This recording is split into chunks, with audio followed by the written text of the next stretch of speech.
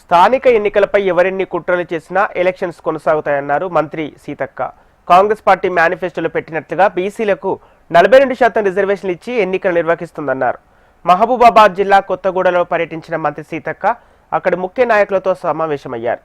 ZPTC కోసం మండలానికి 3 చొప్పున అభ్యర్థుల పేర్లు ఇవ్వాలని అధిష్టానం నుంచి అందరికీ ఆదేశాలు కూడా రావటం జరిగిందన్నారు. అదేవిధంగా ఎంపీటీసీ సెలక్షన్స్ కోసం మండలాల వారీగా సమావేశం ఏర్పాటు చేస్తామన్నారు. కాంగ్రెస్ పార్టీ బడుగు బలహీన వర్గాల అభివృద్ధి కోసం నిరంతరం కష్టపడుతుందన్నారు మంత్రి సీతక్క.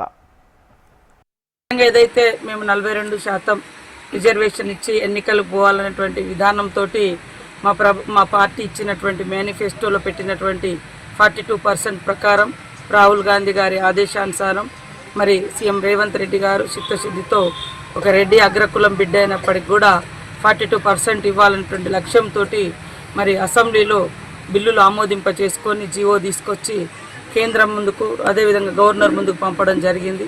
వారి దగ్గర చాలా రోజులుగా పెండింగ్ ఉంది. అయినప్పటికీ మనం ఇక్కడ రాష్ట్రంలో మన ప్రభుత్వం ఉంది కాబట్టి మనం ఇచ్చినటువంటి మరి జీవో ప్రకారం అదేవిధంగా వాగ్దానం ప్రకారం 42%కు ముందుకెళ్లాలని నిర్ణయించుకొని ఆల్రెడీ నోటిఫికేషన్ కూడా ఇచ్చి పోవడం జరుగుతుంది. సో ఈ రోజుతో మా పార్టీ నుంచి అధిష్టానం నుంచి మా అందరికీ ఆదేశాలు కూడా రావడం జరిగింది.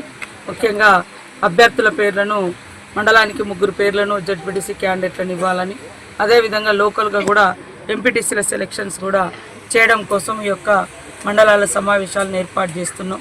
సరే, రకరకాల వాళ్లకు ఎన్నికలు కావద్దని, బీసీలకు 42% రావద్దని ఎంతోమందికి ఎన్నో రకాలుగా ఉన్నప్పటికీ మేము చిత్తశుద్ధితోటి మేము ఇచ్చిన మాట కట్టుబడి ఉంటూ మరి ఎన్నికలు నిర్వహించాలనేటువంటి ఉద్దేశంతో ముందుకెళ్తున్నాం. అయినప్పటికీ కూడా కొంతమంది సుప్రీంకోర్టులో వేసిర్రు, కొంతమంది మరి హైకోర్టులో వేసిర్రు. ఏది ఏమైనా అంతిమంగా కాంగ్రెస్ పార్టీ బడుగు బలహీన వర్గాల అధికారం కోసం అభివృద్ధి కోసం నిరంతరం కష్టపడుతుంది. కాబట్టి ఖచ్చితంగా మరి ఎన్నికలకు పోవాలనేటువంటి లక్ష్యంతో మేము